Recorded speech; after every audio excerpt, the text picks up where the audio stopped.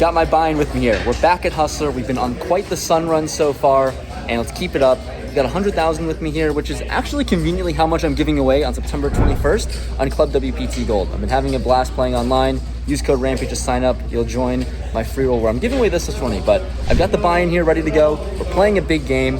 Let's run hot and keep the sun run going. Today, the minimum buy-in is $50,000, and that's what everyone has started with. This is going to be a huge game with massive swings for 6 figures at a time. We're playing 100, 200, 400 with a $500 perpetual squid game on. So let's strap in for a massive game here. With the $400 straddle on, I look at ace queen of spades and raise to 2,000. I get action from Peter and Airball. So you can see how with just the 3 of us, this is an action-packed game.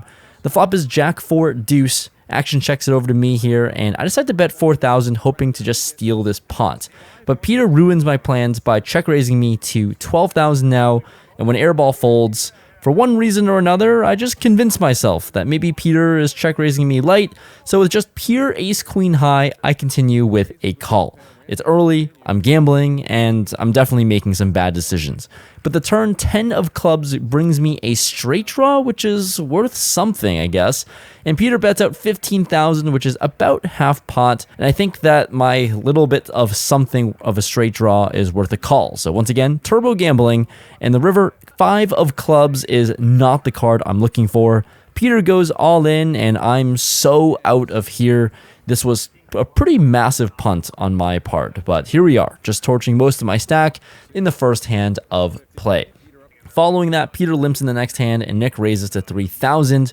With $20,000 left in my stack, I look at a small pocket pair and just jam. YOLO, right? Nick raised big. I feel like I'm playing a tournament again by going all in, and Nick snap calls it, and off to the races we go, running it one time. So I'm either going to be break even on the night, or just down my entire initial buy-in of 50,000. We got a hold. Rampage is preemptively sending his chips over. Rebuying. Ooh, that's juicy. How much do I get? 22.2? Nice. Here, you want this 20? You want to just keep this 20 and give me the big chips? No. Oh, no. Rampage still ahead. Do you have a pair? I have a pair now. Oh, no, that's you. I have trips now. You trip, you motherfucker? 5s are good. Straight. Oh, never mind. Told you were wrong. And somehow Nick hits the miraculous queen on the river, and I'm sent back into rebuying for $50,000. So now I'm in the game, buying in for $100,000, which is exactly how much I'm giving away on September 21st with the free roll I'm hosting on Club WPT Gold. So sign up today with the link below, use my username, code Rampage, to lock up your seat. There's not a lot of time left, so I'll see you in that free roll. Next, I pick up the Queen Jack offsuit in the hijack and raise to 2,000, and I get calls from both David and Peter, who are insanely good action. Flop comes ace queen 4, 2 diamonds, and with middle pair, I don't really want to put that much money in the middle as action checks around. The turn comes a board pairing ace, so with 2 flush draws out there, Peter fires out 4,500. I'm going nowhere with my pair, and David actually makes the call as well.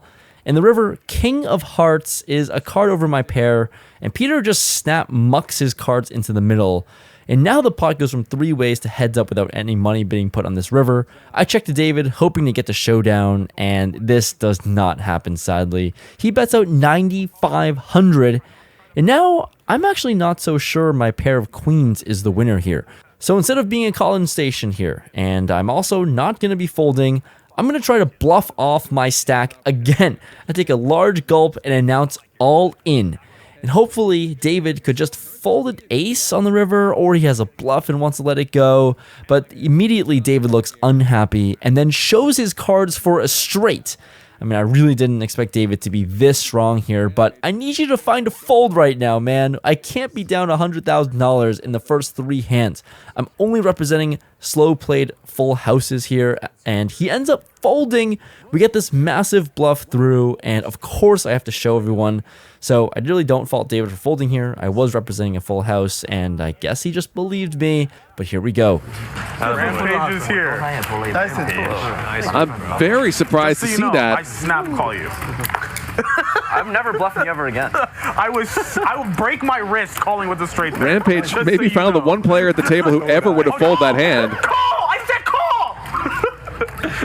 Winning a pot finally, bluffing off my stack, and it's no better time to pick up a premium in pocket tens in the next spot.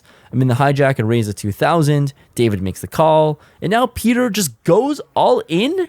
I mean, this is a dream to take 27,000 of Peter's money here, and with 75k in my stack, I isolate and rejam, getting a quick fold from David. So we've got 5 cards to come for a $58,000 pot, and I'm a 74% favorite to win. Can this actually get me fully unstuck and back into the green tonight? Let's go win this. Exactly. 58k pot. Psychopath. A unique human being, yeah. Tens are still I good. like your hand. I don't either. I like it. Yeah. Oh, you like Yeah, mine? yeah. And Rampage is going to stack Peter. Pocket tens is going to hold, and we are fully back. What an insane comeback on the session. Now I have $100,000 that I'm going to be giving away to you guys in the free roll that I'm hosting. So make sure you sign up with code Rampage.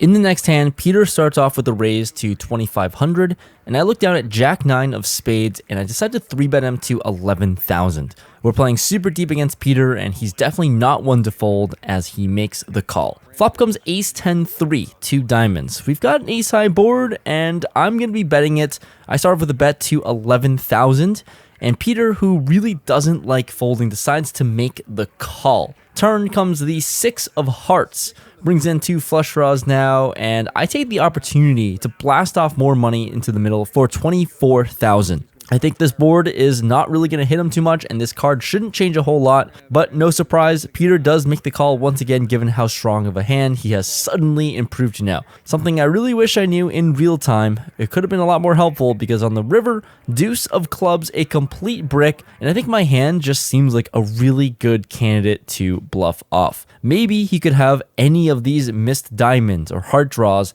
that I don't interact with at all. So I close my eyes with the spades in my hand, ship it all in, and you already know what happens here. I'm going to lose this $192,000 pot, bluffing it all off to Peter. Gotta say, nice hand to Peter, tap the table, but I just die. I mean, I just give Peter a full double up. I'm left with crumbs. I've got $12,000 left in my stack, and I lose a massive one bluffing it off right when things were going my way. Right when I was able to crawl out of the red into the black, I just dust it all off and completely cripple myself. Then, in the next spot, airball raises to 2,000 with the $12,000 left in my stack. I just jam it into the middle, and Nick snap calls. Well, because I only have 12k anyways, it's worth a gamble. He calls me off with 5 high. That's me! Super for airball, but And little does he know, it's a pure flip because his 5 high turns into 2 pair immediately. My hopes of spinning up this stack turns into complete dust, and I guess it's time to reload again. And this is sadly a feeling that feels all too familiar. Now halfway into the stream, I'm down $111,000, and this is a really big hole, and I need to find my way out. So I reload for another $100,000, and here I look down at King 10 offsuit. I raise a 3,000 with the $800 straddle on, and Peter just makes the call, who owned my soul today. So we're going to a flop of 8-7 deuce to clubs. Peter checks it to me. I don't see much of a reason to be betting just yet. Trying to add a little bit more caution into my game, considering I just bluffed off my whole stack to this guy. I check back. The turn 9 of clubs is as perfect of a card as I want to look at. I improve to a straight draw, a good flush draw, and Peter decides to take the initiative to bet out 7,500. I've got an open-ended straight draw with my king high. I'm not going anywhere and make the call, and I'm trying to improve, please. The river 3 of spades, a complete brick that doesn't help me out at all. And still, Peter fires out 15,000, which is another almost pot-sized bet. I just don't know what's happening with him bombing out so much money here. I have a really key card with a 10 here. I block all the stronger straights and I block some strong flushes. But instead of trying to do anything, I think the better of it and wave the white flag. I fold and lose more money here. But I finally get a welcome sight to see with pocket queens. It's time to get a premium and hopefully turn this sinking ship around.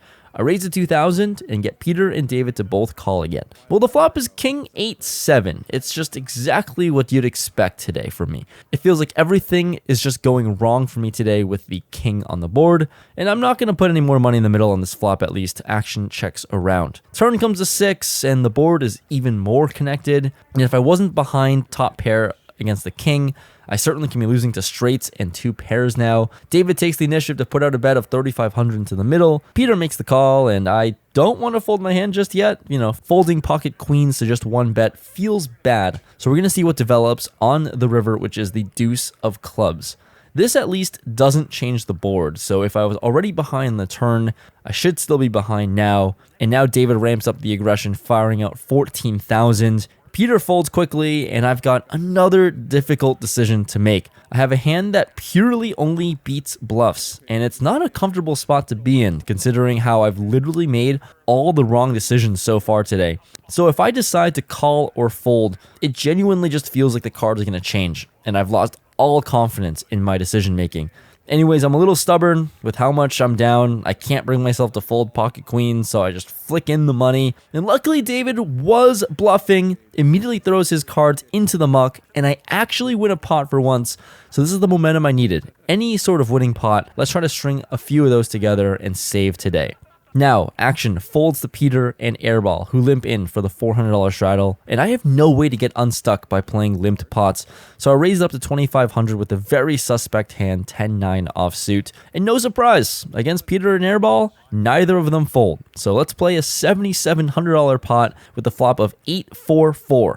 Well, this is once again a whole lot of nothing for me, but that's never stopped me from putting money in the middle in the past. So I start off with a small bet of 3,500, and Peter makes the call. So another pot against Peter. What could possibly go wrong? The turn Jack of Hearts is quite nice because I improved to a straight draw at least. So this is a really good excuse for me to pile in more money. Because why not? I bet 12,000 into the middle. And once again, Peter makes the call, so I'm going to need to hit again because bluffing Peter is simply far too traumatizing for me now. But the river comes the king of clubs.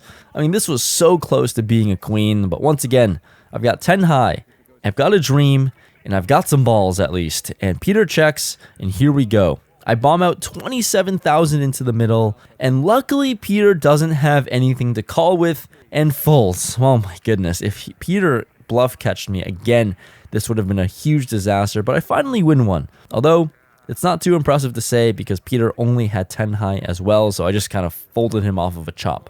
Stringing together 2 wins in a row now, David puts in a raise to 1,500. Peter makes the call, and I call in the big one as well with a suited jack. Us 3 to a flop of king 3 deuce. It's nice to have flopped some opportunities here to win a big pot. Action checks to Peter, who bets out 3,000. I decide to make the call with my flush draw, and David comes along as well. In the turn, ace of hearts, a flush. I finally have a made hand. Once again, action checks around, so no action being put on the turn here when I actually hit something. And the river, 7 of clubs. I decide to lay the trap once again and check. I really need to be greedy here, and I want to go for a big check raise. David checks 2, and now on to Peter, who bails me out and throws out a bet. It's $8,000 into the middle by Peter, and now it's just a matter of figuring out exactly how much I want to make off of this hand. There's $21,000 in the middle, and I decide to go for a big raise to $35,000. David quickly lets his cards go, and now we need a call from Peter now. All this time trying to bluff him off, we finally have a hand that we want him to call with. I've given him far too much money today, and he's my saving grace to slowly trying to get out of this hole.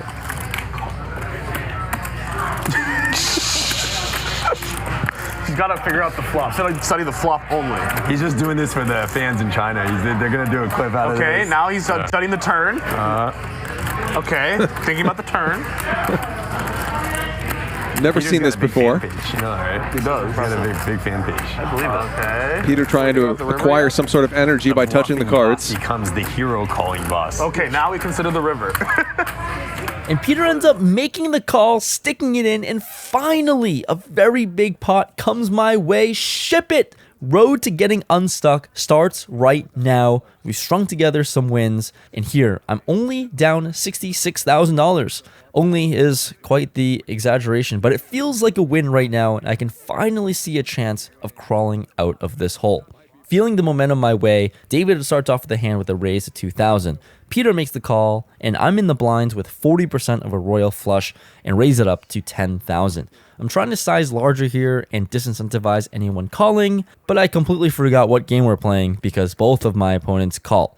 Flop comes Jack 3-5, 2 clubs, and a spade. I've completely whiffed yet again, but I do have some potential with some backdoor flush draws and some straight draws. So I just want to see folds. I bet 20,000 into the middle and run into a brick wall. Because David goes all in. This was the quickest and dumbest way I've ever lost $30,000 in like a blink of an eye, it feels like. I lose this one, and I'm back to being minus $100,000 on the day. Safe to say, these swings are really, really not fun right now.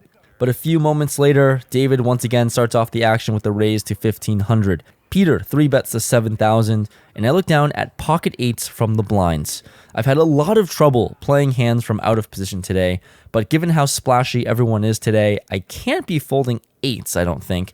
So instead, I decided to 4-bet to $20,000, and we just might play a massive bloated pot again, and indeed we do, because Peter is going to make the call. So over $40,000 in the middle, and the flop is 5-3 deuce. I mean, this is a pretty good flop, all things considered. And with Peter not re-raising me, I'm a little bit less concerned of being up against jacks or better. So I start off with a larger bet on the side of 25,000. We're playing with a lot of chips behind, and my hand definitely needs some protection from overcards, while also being able to get called by worse, like by pairs and straight draws. And here, Peter does make the call. And once he sticks in some money, we're playing a big pot. I'm starting to get some flashbacks to all the times I've dumped money to Peter today.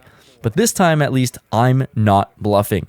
The turn 7 of diamonds brings in a flush draw, and relatively not a bad card for me to see. I'm sitting with an overpair, albeit the worst overpair one could possibly have. And I felt like maybe I could check my hand, but with a little bit more than pot behind, I close my eyes and hope that Peter both has a worse hand and also can call with it. I'm all in for just over $100,000 and snap. Oh dear. Hearing that snap call brings my heart plummeting all the way down to the floor. This was simply not good news. And I've got 0% in this $300,000 pot. And this is as low as I could possibly ever feel.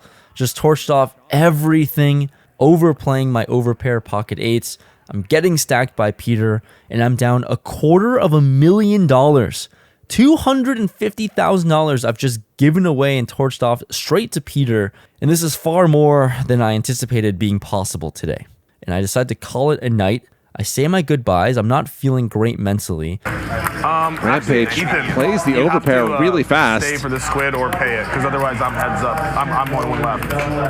Sorry, not to be a dick, but that is until Airball tells me I'm still on the hook for the stand-up game that we're playing, and my choices are to either buy out of it and leave, or keep on playing. And that's going to bring me right back to the table, as I'm never going to be buying out. I'm never going to quit. I'm keeping this game going, and I add on for another $50,000. This means I'm in the game for $300,000 now, and these numbers are really starting to get silly. After sitting back in for another 50K, I immediately win the next pot I'm dealt, hitting a straight. And I guess that's going to seal up my decision. I'm going to stay for the rest of the night because there's only 2 more hours left to go, and I add on for the last $50,000 to play with. So all in all right now, I'm in the game for $350,000, and I'm ready to grind this out to the very end. You can see from this graphic, I'm on the losing end of the 2 largest pots played tonight, and it's no surprise right now that I'm down over $250,000. I mean, this is literally what poker nightmares are made of. So we're back in action, and David, once again in the mix, starts off the party with the raise to $1,500. Airball calls, Peter calls, and I call too in the $400 straddle with Queen 10. And And when we're off to a flop of Queen Jack 3, I've got top pair, and David starts off with a smaller sized bet to 3,500. Airball makes the call, and now with top pair, I feel like calling is not the best option, given I'm out of position to David, and I really want to get some value from worse hands. So I decided to check raise to 12,000, and somehow David goes ahead and raises me again to 36,000. A 3-bet on the flop in position is not something you see every day, and I'm very suspicious of it. And when airball folds, I'm just really confused now. I mean, it feels super strong on Peter's end, and I certainly have a lot more hands that would feel more comfortable than mine right now. So I believe David's story, I fold, and of course, I'm making the wrong decision again.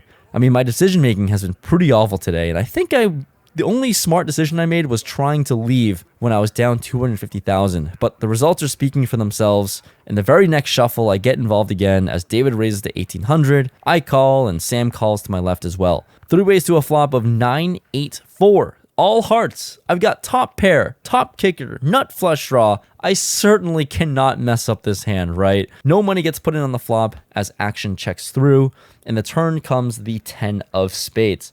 Now I decide to take the initiative to bet out 4,000 into the middle, and Sam to my left has other ideas by following up with the raise of his own to 13,000. I can't really blame anyone, but everyone seems to be bullying me today.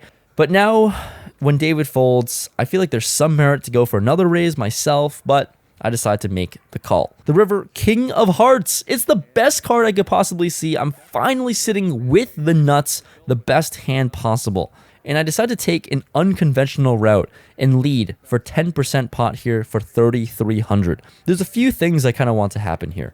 Either my opponent could have a strong flush and raise for value, or I think my opponent could have a bluff and try to get me to fold a weak flush. I mean, either way, it doesn't feel like I'm ever going to be playing the nuts in this manner, right?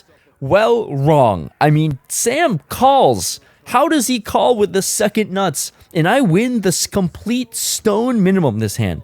I mean, all of this thinking outside the box, playing a little unconventional, leads me to torching it off again.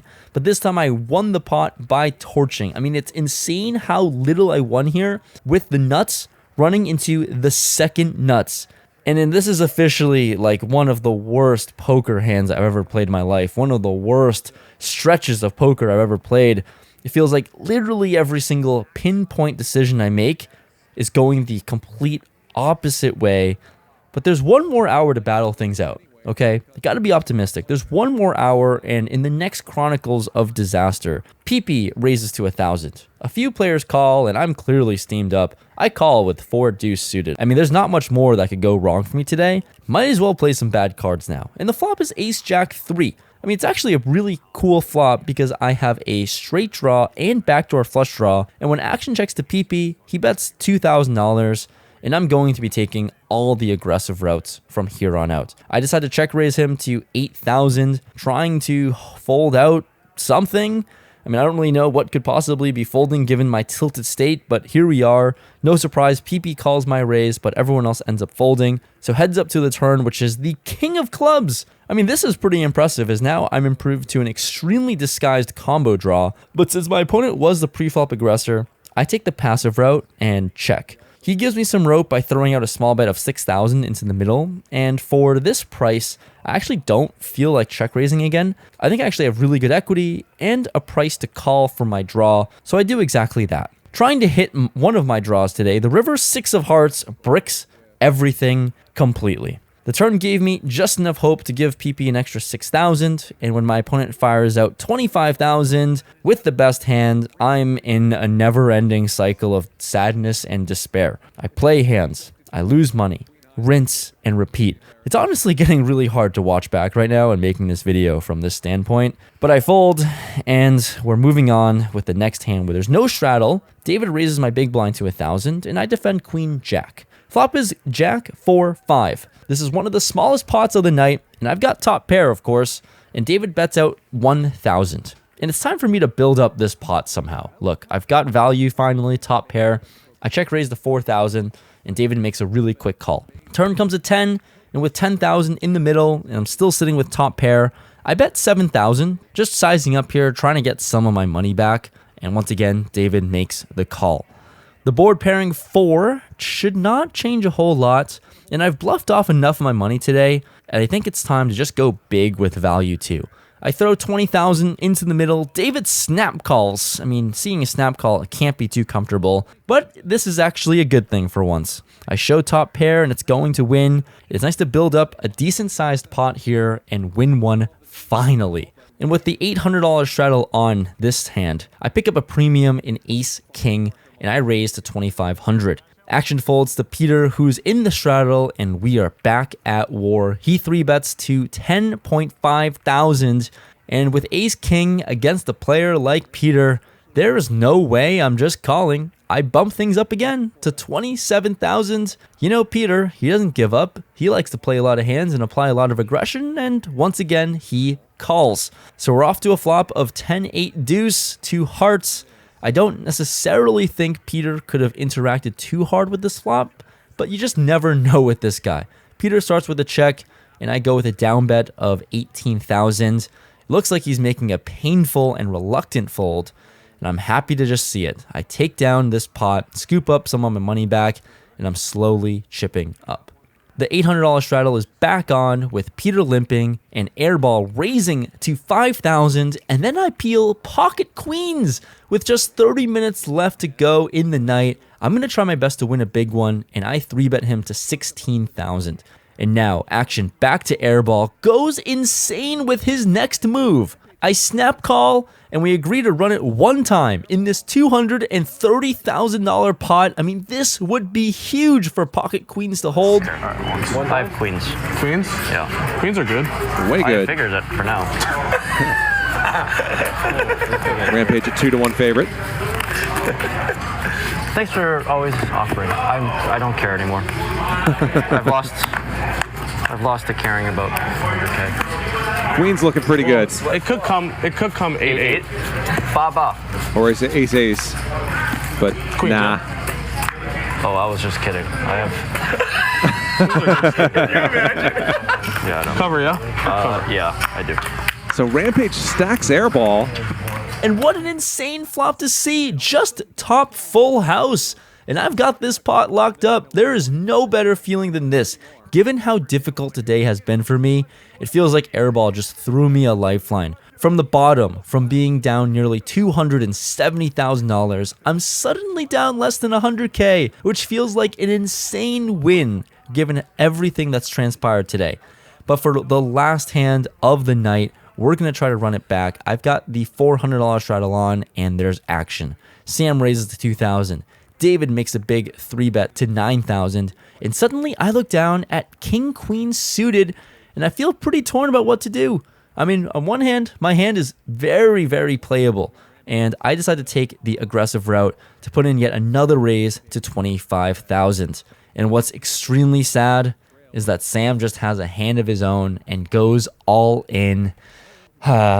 David really putting in that massive 3-bet costed me a whole lot of money here, as I'm forced to fold and just torch $25,000 now. Not exactly how I wanted to end the night after building some momentum climbing back, but I've got to give Airball a big shout out for at least throwing me that lifeline and giving me $100,000 just a few moments ago. All right, that was a stream from, I don't even know what, but these are the chips I've got. I'm in the game for $350,000. I'm out for this much, which I don't really know how much it is, but you'll see on screen. So ended up with a little bit of a loss of closer to about $109,000, $110,000. Being down $250 at the bottom, I'll consider this a win, I guess. This is where I'm at. Didn't go so well today, but happy to still survive and still be in action at least. See you guys.